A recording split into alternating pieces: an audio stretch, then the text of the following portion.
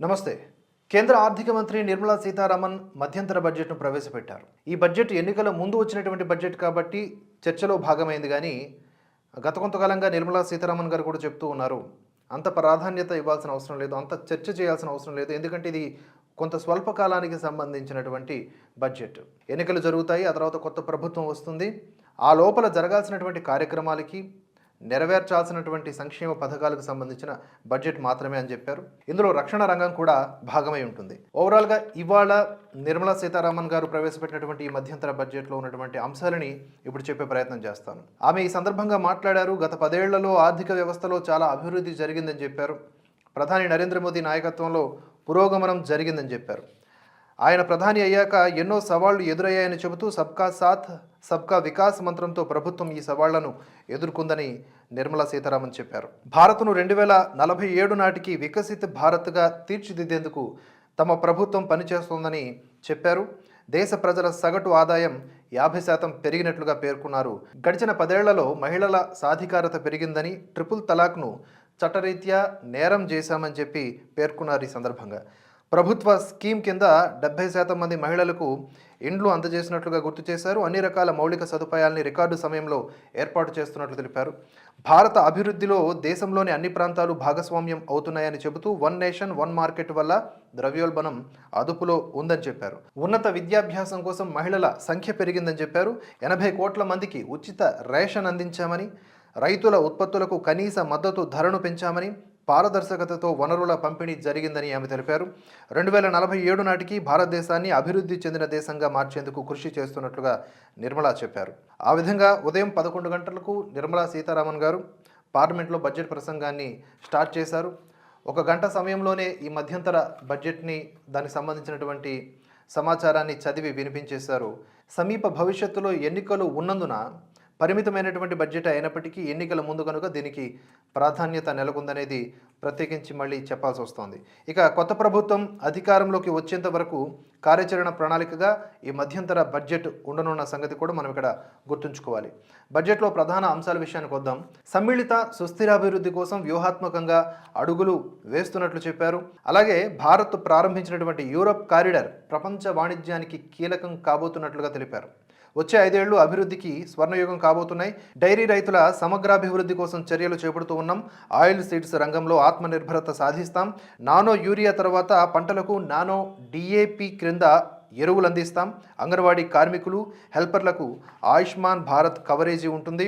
9 నుంచి 18 ఏళ్ల బాలికలు సర్వైకల్ క్యాన్సర్ బారిన పడకుండా చర్యలు తీసుకోనున్నట్లుగా కేంద్రం ప్రకటించింది. గతంలో కూడా ఇదే అంశాన్ని పదే ప్రస్తావించింది. దీనికి గల కారణం ఏంటంటే ప్రపంచంలోనే ఈ క్యాన్సర్ ప్రమాదకరంగా మారింది, ప్రాణాంతకంగా మారింది. భారత్ విషయంలోనే ఈ కేసులు ఎక్కువగా ఉన్నాయి. మొత్తం 100% కేసుల్లో 60-70% కేసులు భారత్లోనే ఉన్నాయి. ముఖ్యంగా 9 నుంచి 18 ఏళ్ల బాలికలు ఎవరైతే ఉంటారో వారికి ప్యాప్స్మియర్ ఇత్యాది టెస్టులు చేయడం ద్వారా ముందుగానే ఎన్నో ప్రివెన్షన్స్ తీసుకోవచ్చు.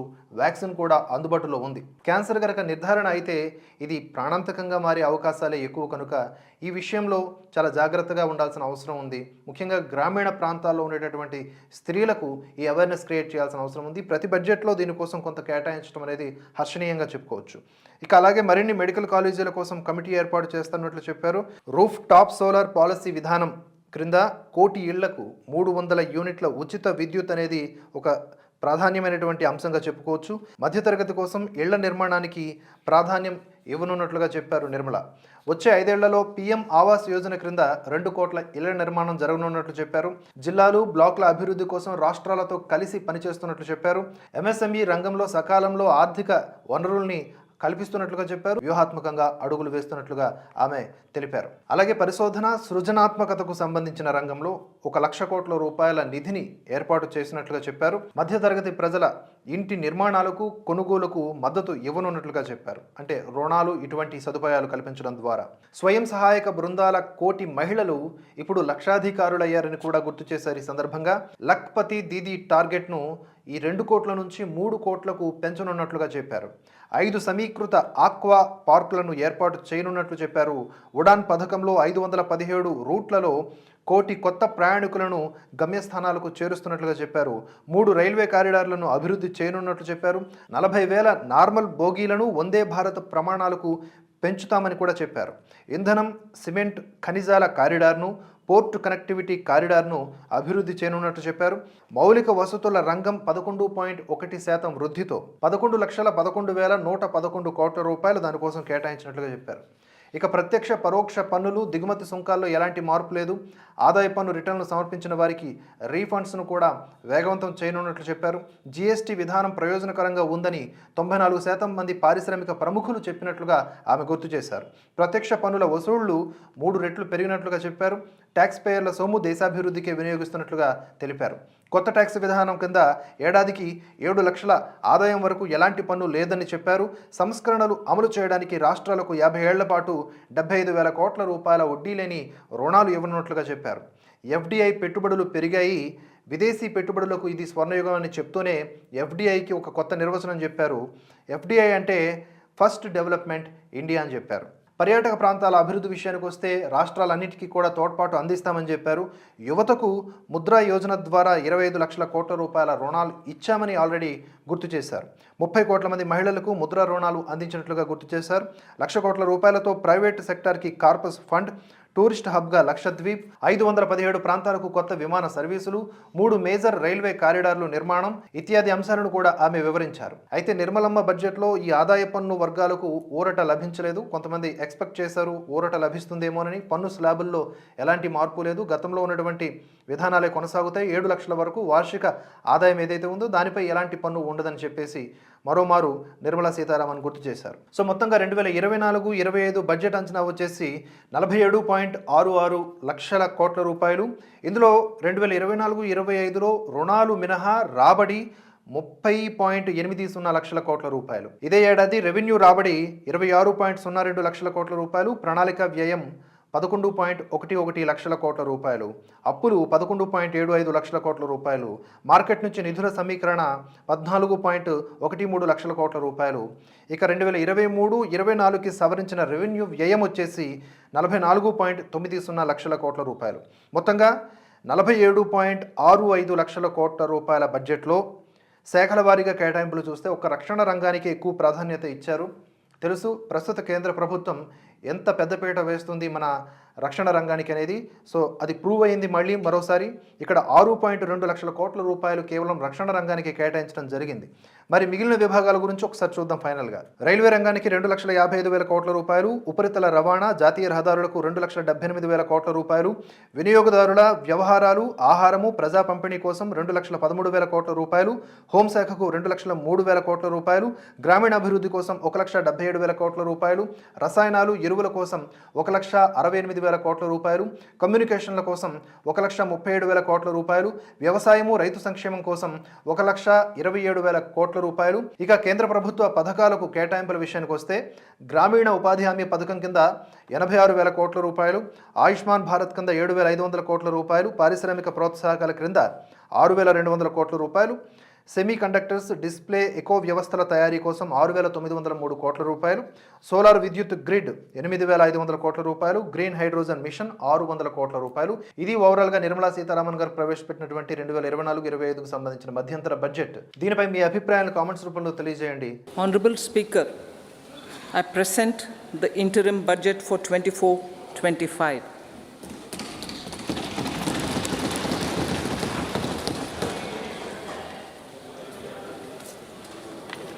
The Indian economy has witnessed profound positive transformation in the last 10 years. The people of India are looking ahead to the future with hope and optimism. With the blessings of the people, when our government, under the visionary and dynamic leadership of Honorable Prime Minister Shri Narendra Modi, assumed office in 2014, the country was facing enormous challenges. With Sabka Saath, Sabka Vikas as its mantra, the government overcame those challenges in right earnest. Structural reforms were undertaken. Pro-people programs were formulated and implemented promptly. Conditions were created for more opportunities for employment and entrepreneurship. The economy got a new vigor. the fruits of development started reaching the people at scale. The country got a new sense of purpose and hope. Naturally, the people blessed the government with a bigger mandate. In the second term, our government, under the leadership of Honorable Prime Minister, doubled down on its responsibilities to build a prosperous country with comprehensive development of all people and all regions. Our government strengthened its mantra to Sabka Saath, Sabka Vikas, and Sabka Vishwas. Our development philosophy covered all elements of inclusivity, namely social inclusivity through coverage of all strata of the society, and geographical inclusivity through development of all regions of the country. With the whole of nation approach of Sabka Prayas, the country overcame the challenges of once-in-a-century pandemic, took long strides towards Atmanirbhar Bharat, committed to Panch Pran, and laid solid foundations for the Amrit Kal. As a result, our young country has high aspirations, pride in its present, and hope and confidence for a bright future. We expect that our government, based on its stupendous work, will be blessed again by the people with a resounding mandate. Inclusive development and growth. Our humane and inclusive approach to development is a marked and deliberate departure from the earlier approach of provisioning up to village level. Development programs were thus provisioned. In the last 10 years, however, have targeted each and every household and individual through housing for all, Har Ghar Jal, electricity for all, cooking gas for all, bank accounts and financial services for all in record time. The worries about food have been eliminated through free ration for 80 crore people. Minimum support prices for the produce of Annadata are periodically increased appropriately. These and the provision of basic necessities have enhanced real income in the rural areas. Their economic needs could be addressed, thus spurring growth and generating jobs. Social justice. Our government is working with an approach to development that is all-round, all-pervasive, and all-inclusive. Sarvangin, Sarvasparshi, or Sarvasamaveshi. It covers all castes and people at all levels. We are working to make India a Vikasit Bharat by 2047. For achieving that goal, we need to improve people's capability and empower them. Previously, social justice was mostly a political slogan. For our government, social justice is an effective and necessary governance model. The saturation approach of covering all eligible people is the true and comprehensive achievement of social justice.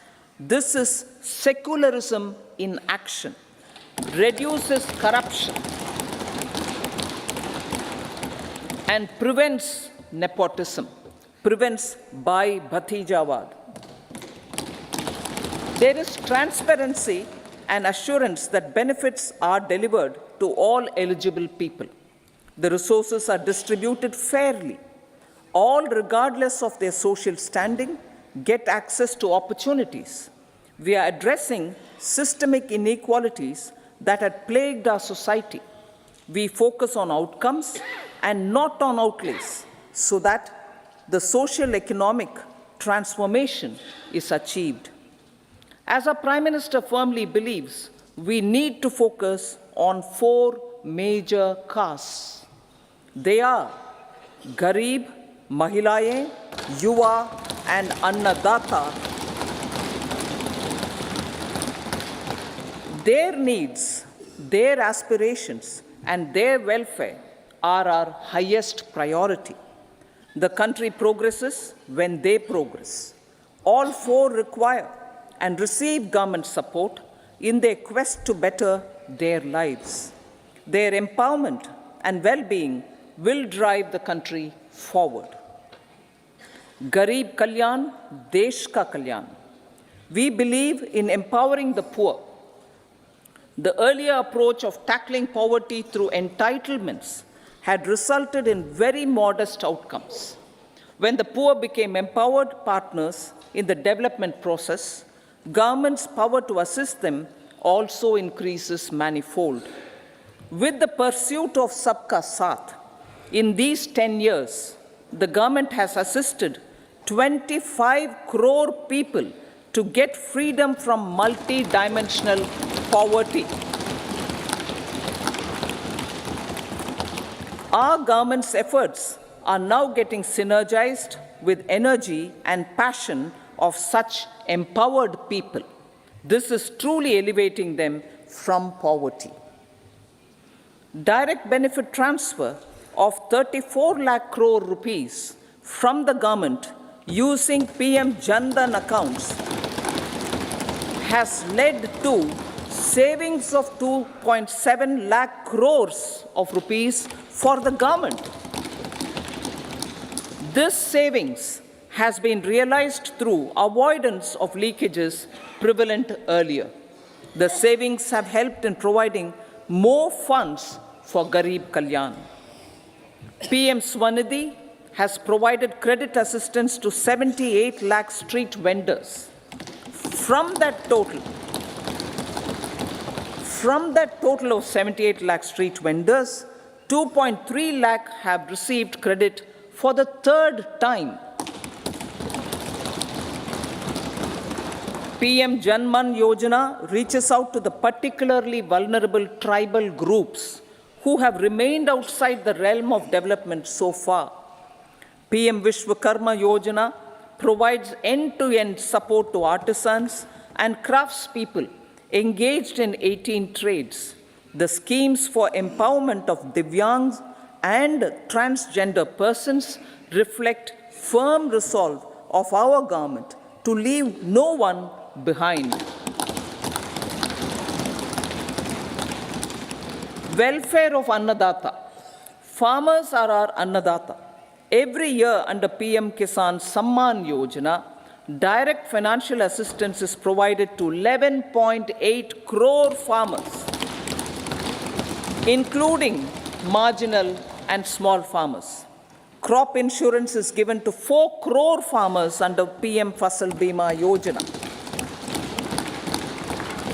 These, besides several other programs, are assisting Annadata in producing food for the country and for the world. Electronic National Agricultural Market has integrated 1,361 mandis and is providing services to 1.8 crore farmers with trading volume of 3 lakh crores of rupees. The sector is poised for inclusive, balanced, higher growth and productivity. These are facilitated from farmer-centric policies, income support, coverage of risks through price and insurance support, promotion of technologies and innovations through startups. Empowering the Amrit PD, the Yuva. Our prosperity depends on adequately equipping and empowering the youth. The National Education Policy 2020 is ushering the transformational reforms. PM Schools for Rising India, PM Shri, are delivering quality teaching and nurturing holistic and well-rounded individuals. The Skill India mission has trained 1.4 crore youth, upskilled and reskilled 54 lakh youth, and established 3,000 new ITIs. A large number of institutions of higher learning namely 7 IITs, 16 triple ITs, 7 IIMs, 15 AIMS, and 390 universities have been set up. PM Mudra Yojana has sanctioned 43 crore loans aggregating to 22.5 lakh crores of rupees for entrepreneurial aspirations of our youth. Besides that, Fund of Funds, Startup India, and Startup Credit Guarantee schemes are assisting our youth. They are also becoming Rozgar Data. The country is proud of our youth scaling new heights in sports.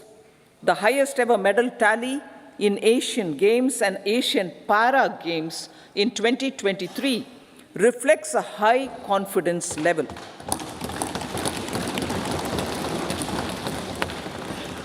Chess prodigy and our number 1 ranked player Pragnananda put up a stiff fight against the reigning world champion Magnus Carlsen in 2023.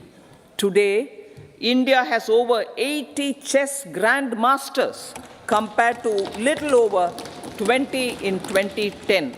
Momentum for Nari Shakti, the empowerment of women through entrepreneurship, ease of living, and dignity for them has gained momentum in these 10 years. 30 crore Mudra Yojana loans have been given to women entrepreneurs. Female enrollment in higher education has gone up by 28% in 10 years. In STEM courses, girls and women constitute 43% of enrollment, one of the highest in the world. All these measures are getting reflected in the increasing participation of women in workforce. Making triple talaq illegal, reservation of 1/3 seats for women in the Lok Sabha and state assemblies, and giving over 70% houses under PM Awas Yojana in rural areas to women, and giving over 70% houses under PM Awas Yojana in rural areas to women as sole or joint owners have enhanced their dignity. Exemplary track record of governance, development, and performance. Besides delivering on high growth in terms of gross domestic product, the government is equally focused on a more comprehensive GDP, that is, governance, development, and performance. Our government has provided transparent, accountable, people-centric, and prompt, trust-based administration with citizen-first and minimum government, maximum governance approach. The impact of all-round development is discernible in all sectors. There is macroeconomic stability, including in the external sector. Investments are robust. The economy is doing well. People are living better and earning better, with even greater aspirations for future. Average real income of the people has increased by 50%. Inflation is moderate. People are getting empowered, equipped, and enabled to pursue their aspirations.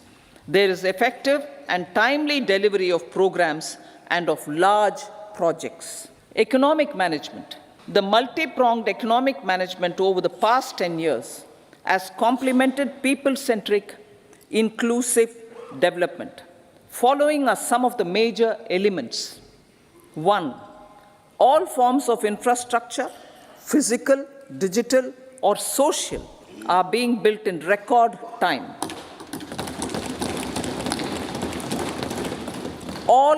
Number 2, all parts of the country are becoming active participants in economic growth. Number 3, digital public infrastructure, A new factor of production, as if in the 21st century, is instrumental in formalization of the economy. Number 4, goods and services tax has enabled one nation, one market, one tax. Tax reforms have led to deepening and widening of tax base. Number 5, strengthening of the financial sector has helped in making savings, credit, and investments more efficient. Number 6, GIFT, IFSC, and the Unified Regulatory Authority, IFSCA, are creating a robust gateway for global capital and financial services for the economy.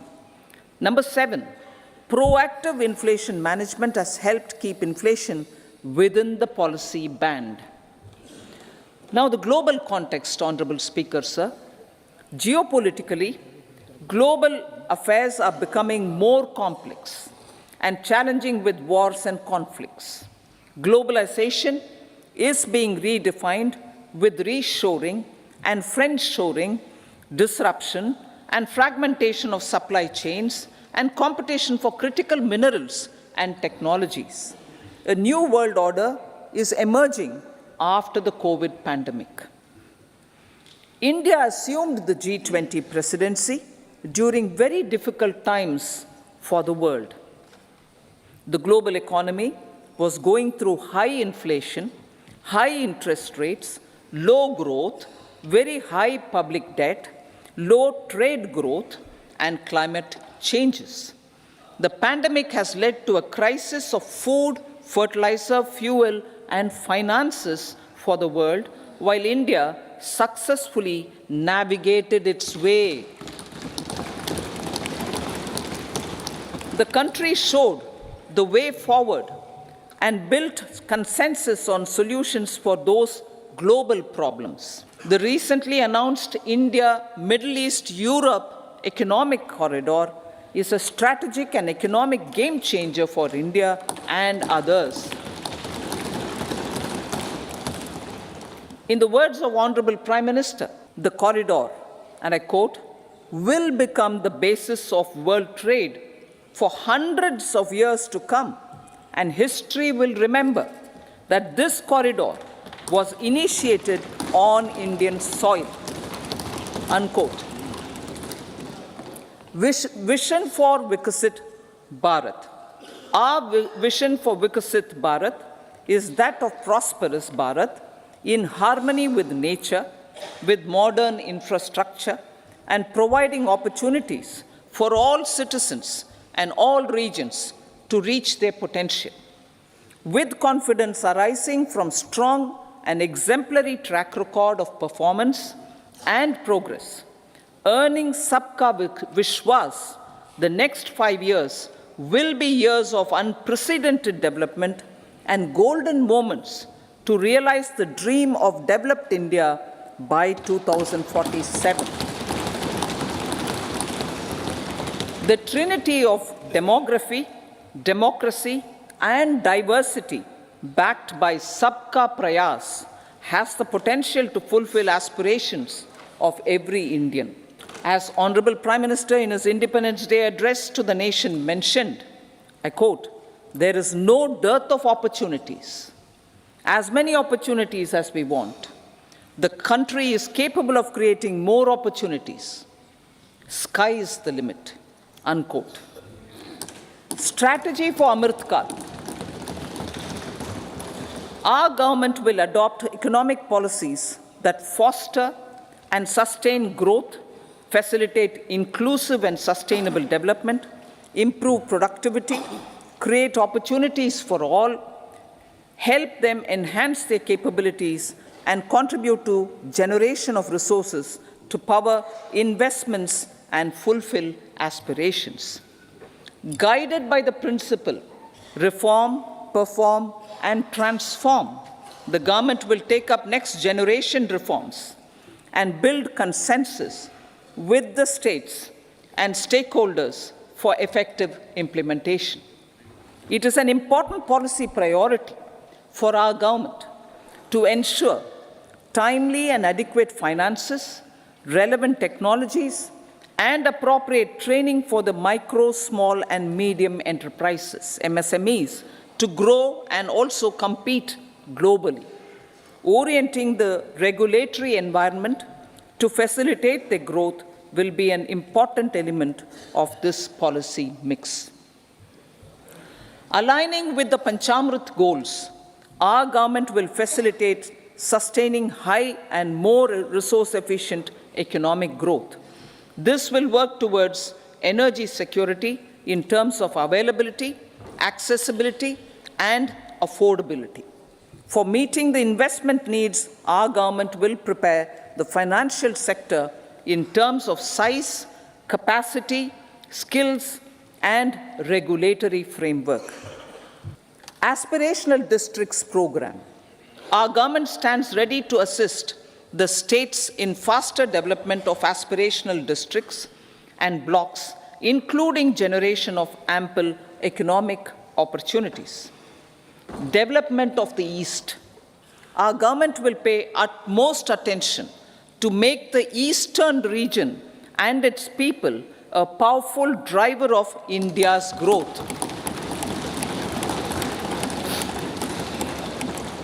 PM Awas Yojana Gramin. Despite the challenges due to COVID, implementation of PM Awas Yojana Gramin continued, and we are close to achieving the target of 3 crore houses. 2 crore more houses will be taken up in the next 5 years to meet the requirement arising from increase in the number of families. Rooftop solarization and Muft Bijli. Through rooftop solarization, 1 crore households will be enabled to obtain up to 300 units free electricity every month. This scheme follows the resolve of Honorable Prime Minister on the historic day of consecration of Sri Ram Mandir in Ayodhya. Following benefits are expected. Savings up to 15 to 18,000 rupees annually for households from free solar electricity and selling the surplus to the distribution companies. Charging of electric vehicles. Entrepreneurship opportunities for a large number of vendors for supply and installation. Employment opportunities for the youth with technical skills in manufacturing, installation, and maintenance. Housing for middle class. Our government will launch a scheme to help deserving sections of the middle class, and I quote from Honorable Prime Minister's words, living in rented houses or slums or chawls and unauthorized colonies, unquote, to buy or build their own houses.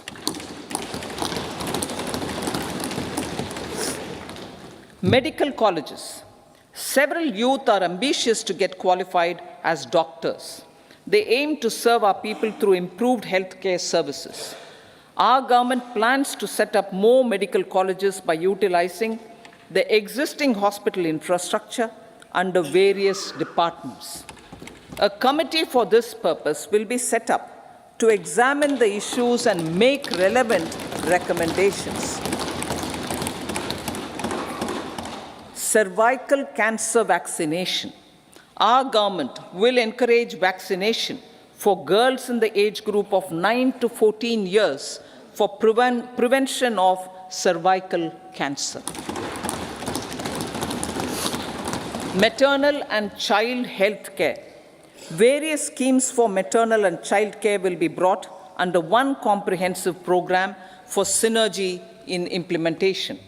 Upgradation of Anganwadi centers under Saksham Anganwadi and Poshan 2.0 will be expedited for improved nutrition delivery, early childhood care, and development. The newly designed U-Win platform for managing immunization and intensified efforts of Mission Indradhanush will be rolled out expeditiously throughout the country. Ayushman Bharat. Healthcare cover under Ayushman Bharat scheme will be extended to all ASHA workers, to all Anganwadi workers and helpers. Agriculture and food processing. The efforts of value addition in agriculture sector and boosting farmers' incomes will be stepped up. Pradhan Mantri Kisan Sampada Yojana has benefited 38 lakh farmers and generated 10 lakh employment. Pradhan Mantri Formalization of Micro Food Processing Enterprises Yojana has assisted 2.4 lakh SHGs and 60,000 individuals with credit linkages. Other schemes are complementing the efforts for reducing post-harvest losses and improving productivity and incomes. For ensuring faster growth of the sector, our government will further promote private and public investment in post-harvest activities, including aggregation, modern storage, efficient supply chains, primary and secondary processing and marketing and branding. Nano DAP. After the successful adoption of nano urea, application of nano DAP on various crops will be expanded in all agroclimatic zones. Atmanirbhar Oilseeds Abhiyan. Building on the initiative announced in 2022, a strategy will be formulated to achieve Atmanirbharta for oil seeds such as mustard, groundnut, sesame, soya bean, and sunflower. This will cover research for high-yielding varieties, widespread adoption of modern farming techniques, market linkages, procurement, value addition, and crop insurance. Dairy development. A comprehensive program for supporting dairy farmers will be formulated. Efforts are already on to control foot and mouth disease. India is the world's largest milk producer with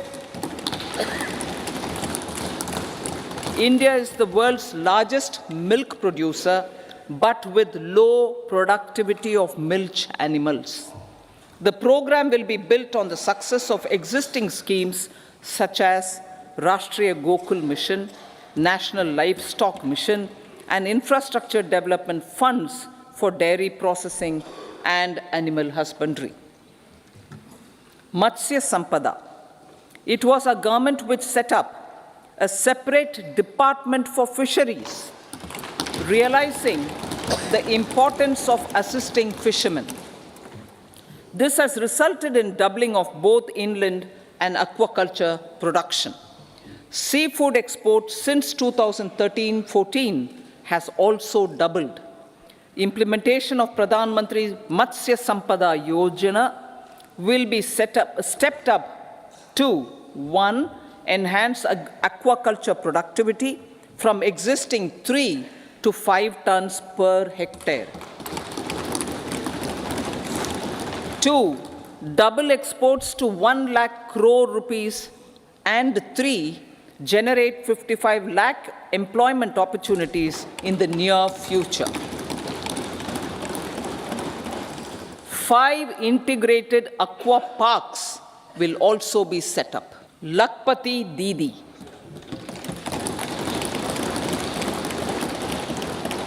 83 lakh SHGs. 83 lakh SHGs with 9 crore women are transforming rural socio-economic landscape with empowerment and self-reliance. Honorable Speaker said, their success has assisted nearly 1 crore women to become Lakpati Didi already. They are an inspiration to others. Their achievements will be recognized through honoring them. Buoyed by the success, it has been decided to enhance the target for Lakpati Didi from 2 crores to 3 crores.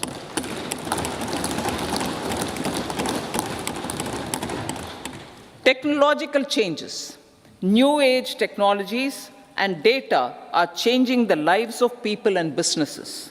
They are also enabling new economic opportunities and facilitating provision of high-quality services at affordable prices for all, including those at the bottom of the pyramid.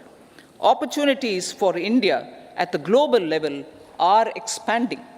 India is showing solutions through innovation and entrepreneurship of its people. Research and innovation for catalyzing growth, employment, and development. Prime Minister Shastri, Prime Minister Lal Bahadur Shastri gave the slogan of Jai Jawan, Jai Kisan. Prime Minister Vajpayee, Atal Bihari Vajpayee ji, made that Jai Jawan, Jai Kisan, Jai Vigyan. Prime Minister Modi has furthered that to Jai Jawan, Jai Kisan, Jai Vigyan, and Jai Anusandhan, as innovation is the foundation of development. For our tech-savvy youth, this will be a golden era. A corpus of 1 lakh crore rupees will be established with 50-year interest-free loan provided. The corpus will provide long-term financing or refinancing with long tenors and low and or nil. I repeat that sentence. The corpus will provide long-term financing or refinancing with long tenors and low or nil interest rates. This will encourage the private sector to scale up research and innovation significantly in sunrise domains. We need to have programs that combine the powers of our youth and technology. A new scheme will be launched for strengthening deep tech technologies for defense purposes and expediting Atmanirbharta. Infrastructure development. Building on the massive tripling of the capital expenditure outlay in the past 4 years, resulting in huge multiplier impact on economic growth and employment creation, the outlay for the next year is being increased by 11.1% to 11,11,111 crore rupees. This would be 3.4% of our GDP. Railways. 3 major economic railway corridor programs will be implemented. These are energy, mineral, and cement corridor. Number 2, port connectivity corridors. And number 3, high traffic density corridors. The projects have been identified under the PM Gati Shakti for enabling multimodal connectivity. They will improve logistics efficiency and reduce cost. The resultant decongestion of the high traffic corridors will also help in improving operations of passenger trains, resulting in safety and higher travel speed for passengers. Together with dedicated freight corridors, these 3 economic corridor programs will accelerate our GDP growth and reduce logistic costs.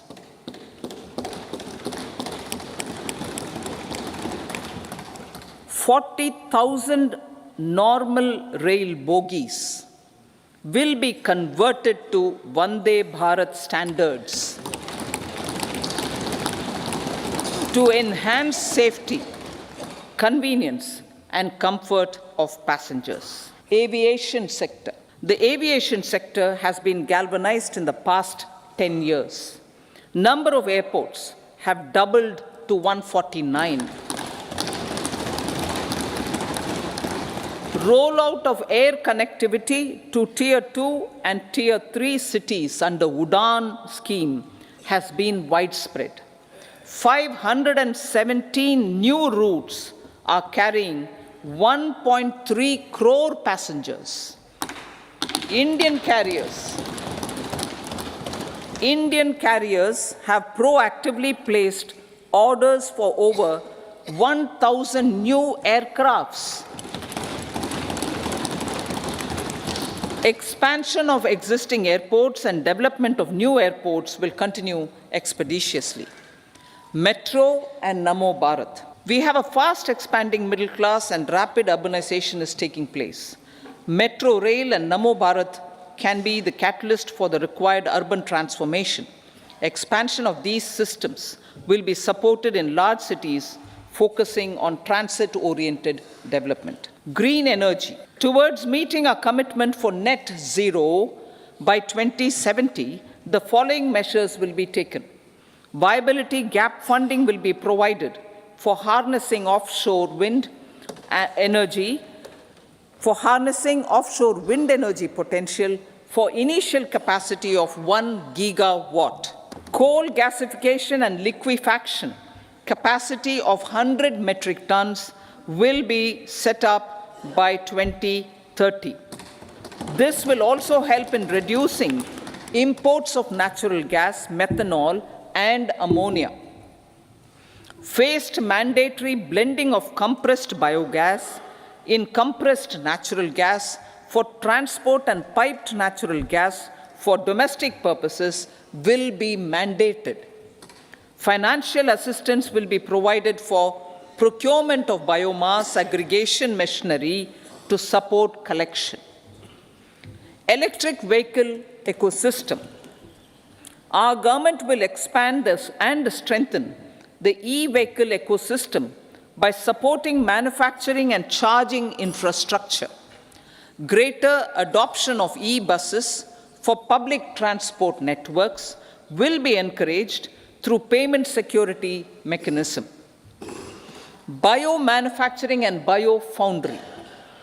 For promoting green growth, a new scheme of biomanufacturing and biofoundry will be launched. This will provide environment-friendly alternatives such as biodegradable polymers, bioplastics, biopharmaceuticals, and bioagri inputs. This scheme will also help in transforming today's consumptive manufacturing paradigm to the one based on regenerative principles. Blue Economy 2.0. For promoting climate resilient activities for Blue Economy 2.0, a scheme for restoration and adaptation measures and coastal aquaculture and mariculture with integrated and multi-sectoral approach will be launched. Comprehensive development of tourist centers. The success of organizing G20 meetings in 60 places presented diversity of India to global audience. Our economic strength has made the country an attractive destination for business and conference tourism. Our middle class also now aspires to travel and explore. Tourism, including spiritual tourism, has tremendous opportunities for local entrepreneurship.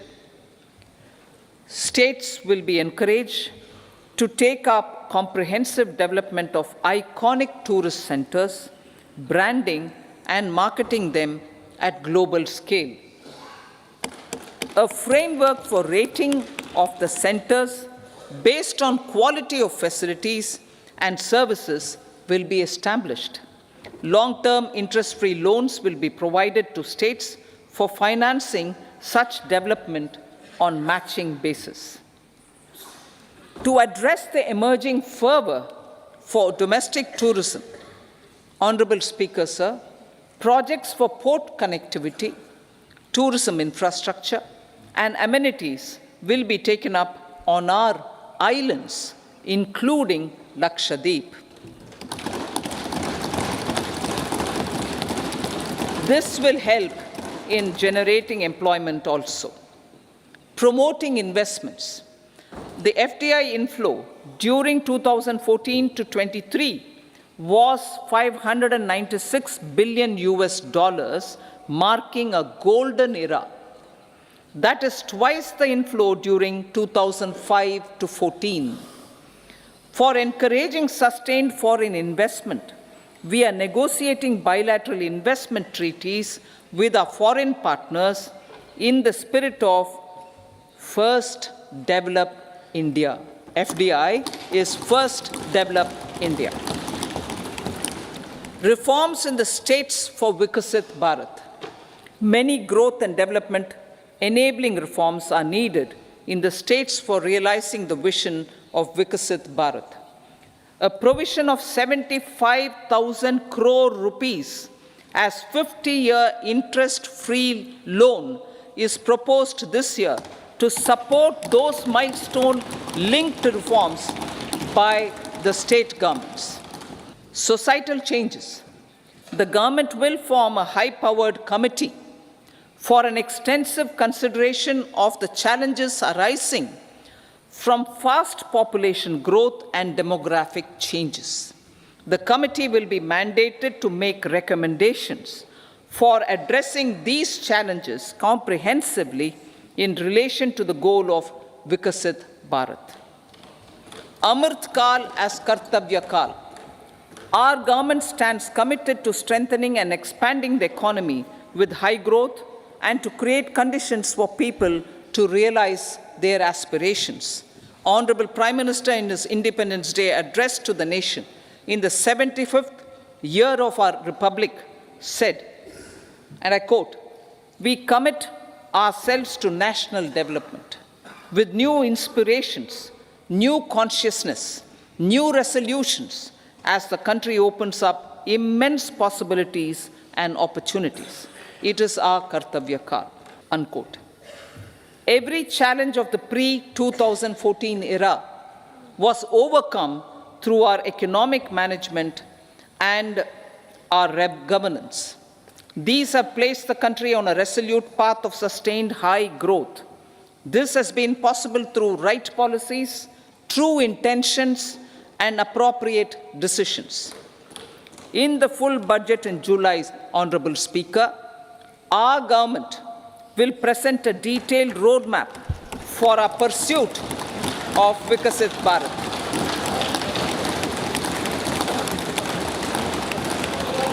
Revised estimates. Revised estimates of 2023-24.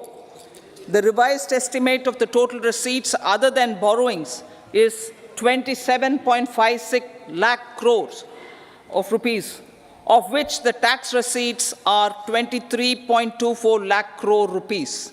The revised estimate of total expenditure is 44.90 lakh crore rupees. The revenue receipts at 30.03 lakh crore rupees are expected to be higher than the budget estimate, reflecting strong growth momentum and formalization in the economy. The revised estimate of the fiscal deficit is 5.8% of GDP, improving on the budget estimate, notwithstanding moderation in the nominal growth estimates. Budget estimates for 2024-25. Coming to the year 2024-25, the total receipts other than borrowings and total expenditure are estimated at 30.80 and 47.66 lakh crore rupees respectively. The tax receipts are estimated at 26.02 lakh crore rupees. The scheme of 50-year interest-free loan for capital expenditure to states will be continued this year with an outlay of 1.3 lakh crore rupees. We continue on the path of fiscal consolidation, as announced in my budget speech of 2021-22, to reduce fiscal deficit below 4.5% by 25-26. The fiscal deficit in 2024-25 is estimated to be 5.1% of GDP, adhering to that path. So the gross and net market borrowings through dated securities during 24-25 are estimated at 14.13 lakh crore rupees and 11.75 lakh crore respectively. Both will be less than that in 23-24. Now that the private investments are happening at scale, the lower borrowings by the central government will facilitate larger availability of credit for the private sector. Vote on account. I'll be seeking vote on account approval of the Parliament through the appropriation bill for a part of the financial year 2024-25. I will now move to Part B. Honourable Speaker, sir, over the last 10 years, the direct tax collections have more than trebled and the return filers swelled 2.4 times. I would like to assure the taxpayers that their contributions have been used wisely for the development of the country and welfare of its people. I appreciate the taxpayers for their continued support. The government has reduced and rationalized tax rates.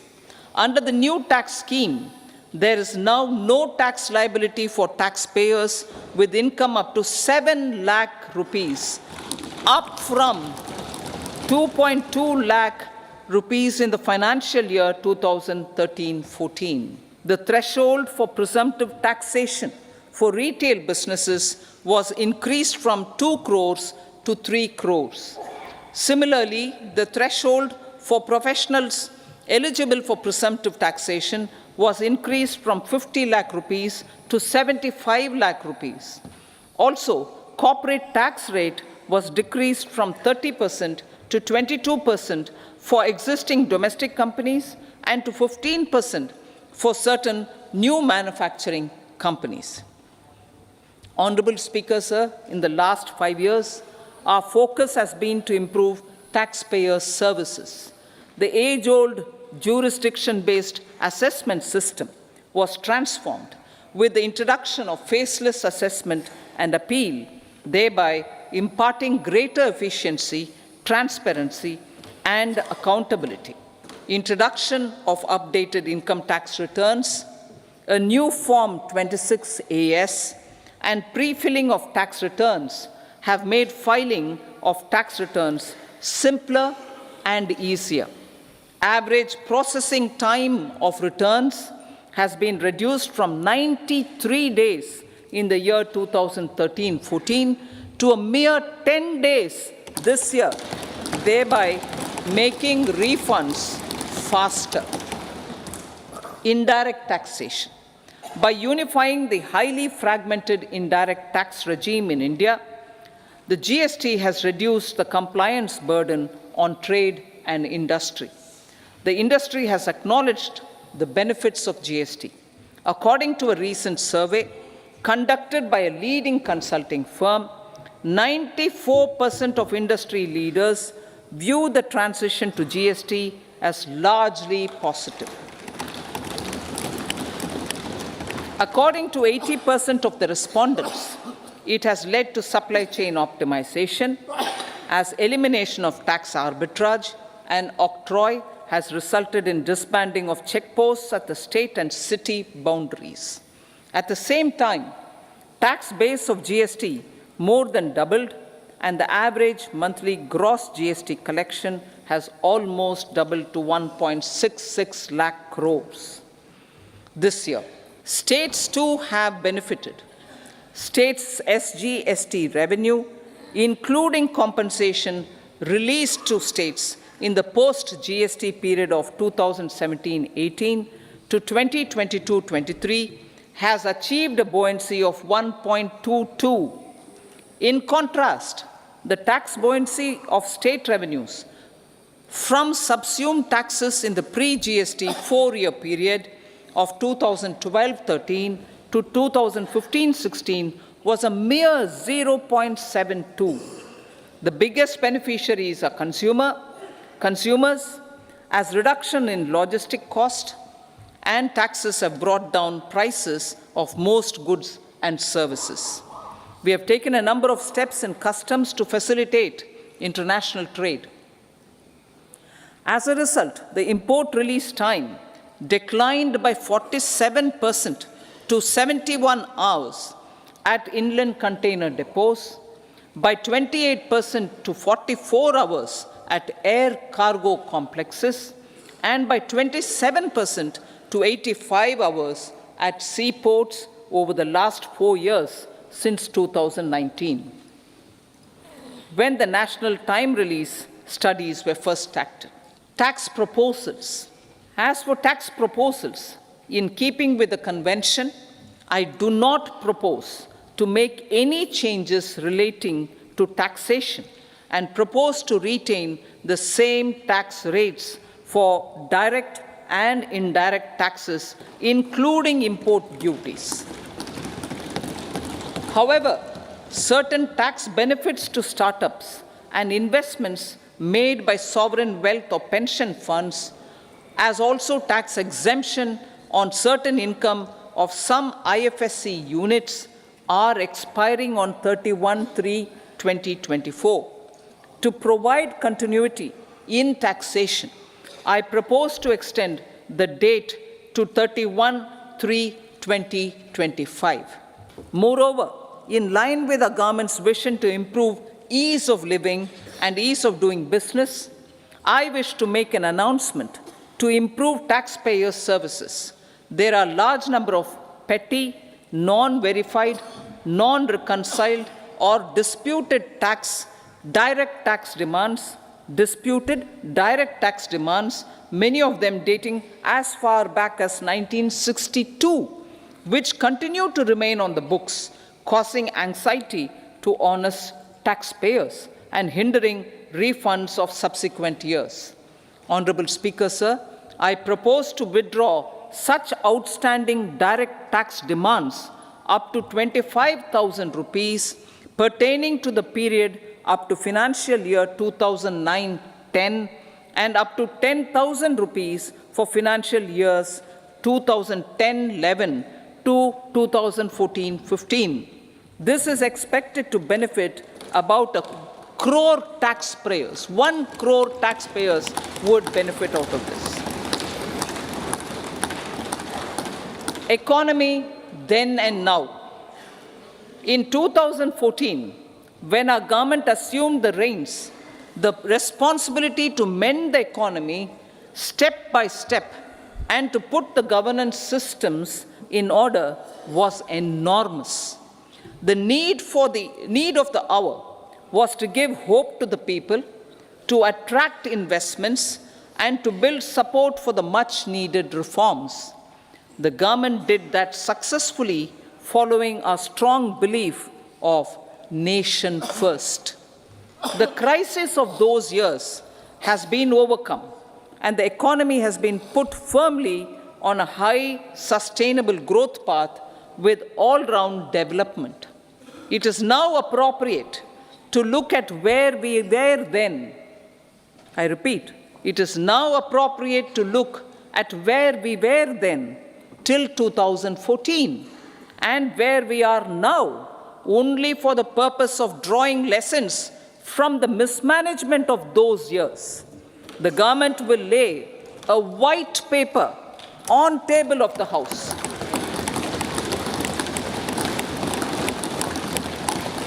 The exemplary track record of governance, development, and performance, effective delivery, and Jan Kalyan has given the government trust, confidence, and blessings of the people to realize whatever it takes, the goal of Vikasit Bharat, with good intentions, true dedication, and hard work in the coming years and decades. With this, Honorable Speaker, I commend the interim budget to this august House.